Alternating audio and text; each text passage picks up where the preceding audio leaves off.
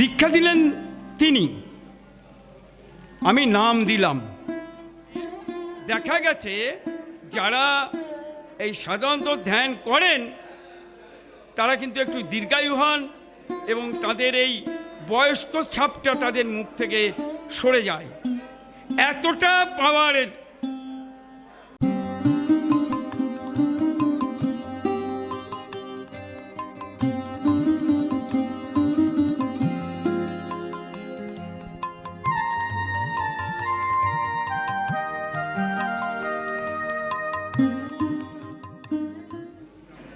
চিন্তন শিবির এর অভিধানিক যে ব্যাখ্যাটা সেটা হলো ধ্যান, উপাসনা এবং তদ্গত চিত্তে থাকা, এই হলো চিন্তন। চিন্তন সেই হিসেবে এই আমাদের এটা চিন্তন শিবির। যেহেতু এখানে ঋত্বিকরাও অনেকেই আছেন, আমার কানে ভীষণ বাধে, আমি সেই জন্য বলছি। প্রায় প্রত্যেক ঋত্বিকই অনেকেই বলেন আমি দীক্ষা দিলাম। ভীষণ ভীষণ একটা ভুল কথা। দীক্ষা দিলেন তিনি, আমি নাম দিলাম। এটা হওয়া উচিত নয়। আমাদের অন্তত আমরা যারা এই কাজে বতি তারা কখনো কোনো সময় বলবো না আমি দীক্ষা দিলাম, আমার মাধ্যমে নাম হলো। দীক্ষা দিলেন তিনি, এটা কিন্তু আমরা কখনো করব না।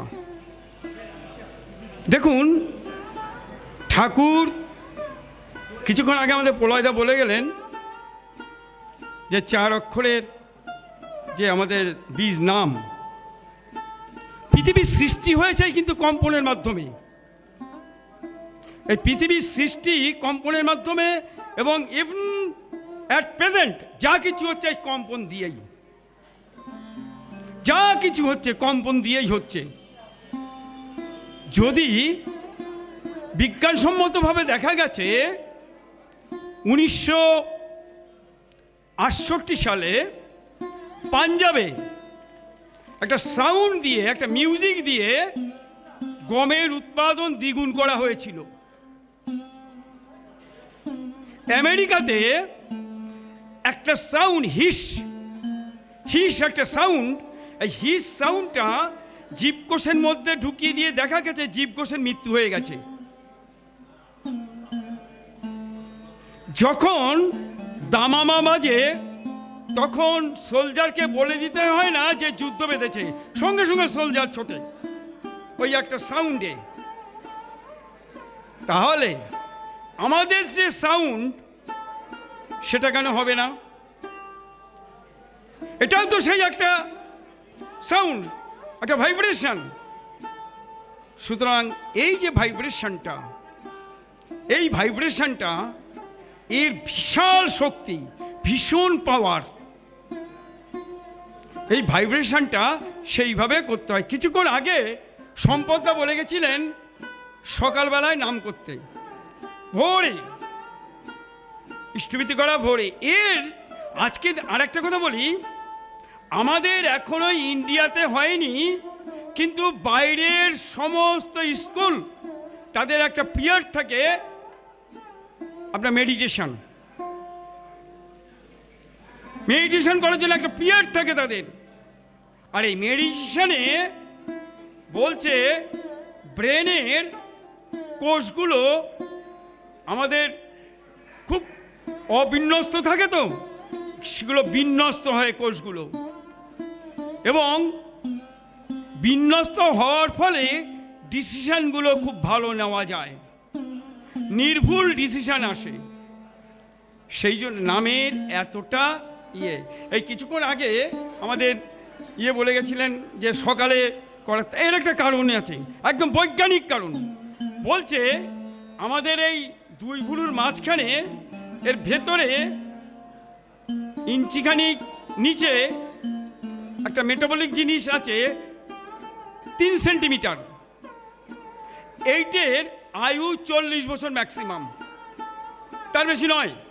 এটা আস্তে আস্তে শুকিয়ে যায়, আর এটা শুকিয়ে গেলে সঙ্গে সঙ্গে মানুষ কিন্তু খুব অল্প বয়সে বৃদ্ধ হয়ে আসে, তার কর্মক্ষমতা কমে যায়। আর এটা ততক্ষণ জাগ্রত থাকে, সূর্য উঠলে কিন্তু এর ক্রিয়া বন্ধ হয়ে যায়। সেই জন্যে সূর্যের আগে ওটাকে একমাত্র ধ্যানের দ্বারাই এটাকে সতেজ রাখা যায়, এবং ধ্যান করলে এটা সতেজ থাকে, ফলে এর আয়ু বাড়ে। যার জন্যে দেখা গেছে যারা এই সাধারণত ধ্যান করেন তারা কিন্তু একটু দীর্ঘায়ু হন, এবং তাদের এই বয়স্ক ছাপটা তাদের মুখ থেকে সরে যায়, এতটা পাওয়ারের।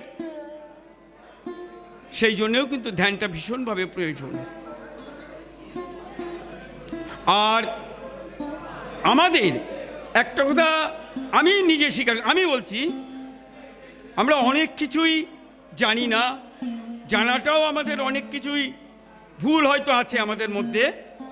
সেইগুলো এই রকম শিবির হলে তাতে কিন্তু আমাদের বুঝে নেওয়ার একটা জায়গা থাকে। এই সমস্ত চিন্তা করেই কিন্তু এই শিবিরের আয়োজন, এবং এই শিবির তখনই কৃতকার্যতা লাভ করবে যদি আপনাদের বা আপনাদের মানে আমিও, আমাদের যদি পূর্ণ সহযোগিতা থাকে। আর কিছুক্ষণ আগে আমাদের এই বলে গেলেন আমাদের প্রলয়দা, সেটা বলি, এটা শুধু এইখানেই সীমাবদ্ধ। ঠিক এই রকমভাবে আপনারা যারা যারা এসছেন যে যে জায়গার থেকে, প্রত্যেক জায়গায় এইরকম যদি করা যায় তাতে কিন্তু মানে আমার মনে হয় সুফল পাওয়া যাবে। একটা জিনিস এটা কিন্তু আমাদের ভাবতেই হবে, আমরা কিন্তু তাকে গ্রহণ করেছি, তিনি কতটা ভালো থাকবেন বা সুস্থ থাকবেন সেটা পরের কথা। আমরা আমাদের সুস্থ রাখার জন্য গ্রহণ করেছি, আমাদের সুস্থ রাখার জন্য গ্রহণ করেছি, আর তিনিও চান আমরা যাতে সুস্থ থাকি। সুতরাং আমাদের যদি সুস্থ থাকতে হয়, এবং আমাদের যাদের উপরে এই বিরাট দায়িত্বভার পরমপিতার অশেষ করুণায় অর্পণ হয়েছে, তাদের চলা বলা করা কিন্তু সেইভাবে করতে হবে। কারণ ঠাকুর এক জায়গায় বলেছেন, মানুষ কিন্তু তোমার কথা শোনে না, মানুষ তোমার চলা দেখে। মানুষ তোমার চলা দেখে, মানুষ তোমার কথা শোনে না। সুতরাং আমার চলা, আমার বলা, আমার করা যদি আরেকজনকে যদি ইম্পেটাস না দিতে পারে, আমার মনে হয় আমার জীবনে তাকে গ্রহণ করা কতটা সার্থকতা লাভ করেছে সেখানে কিন্তু একটা প্রশ্নের চিহ্ন থেকেই যায়। সুতরাং আরেকটা জিনিস আমি যেটা বলি, এটা আমি যেহেতু একদম বলি, জানি না কে কীরকমভাবে নেবেন, আমার কিন্তু মনে হয়, সেই জন্য আমি বলছি, যেহেতু আমাদের একদম যেহেতু চিন্তন শিবির, সেই জন্য আমি বলছি, কিছু অন্যভাবে নেবেন না কিন্তু আপনারা। ধরুন আমাদের মধ্যে যে সবারই যে আর্থিক অবস্থা খুব ভালো তা তো নয়, অনেকেরই আর্থিক অবস্থা, কিন্তু সে চায় একটা অধিবেশন দিতে। এবার সেখানে যদি 10 জন যদি ঋত্বিক যায়, তার পক্ষে কি সম্ভব হবে তাকে সমানভাবে ওইভাবে দেওয়া? আমার মনে হয়, আমার যেটা মনে হয়েছে সেটা হলো, যিনি হোল টাইমার তার জন্যে থাক, আমার কিন্তু সেখানে কোনো আপত্তি নেই। কিন্তু যিনি হোল টাইমার নয়, এছাড়াও যার সংস্থান আছে, সেটা তাকে দিতে হবে, নিশ্চয়ই ঋত্বিকই দিতে হবে। হ্যাঁ, একটা দিলাম। কেননা আমি বলি, আমি দেওঘরে দেখেছি এইরকম ব্যবস্থা ছিল না, এখন যেমন হয়েছে। সেটা আমরা প্রত্যেকেই যদি এটাকে বুঝে নিয়ে একটা জায়গায় যদি করি, আমার মনে হয় বোধহয় সবাই তাতে উৎসাহ পাবে। এটা একটু চিন্তা করে দেখবেন। হ্যাঁ, জয় গুরু।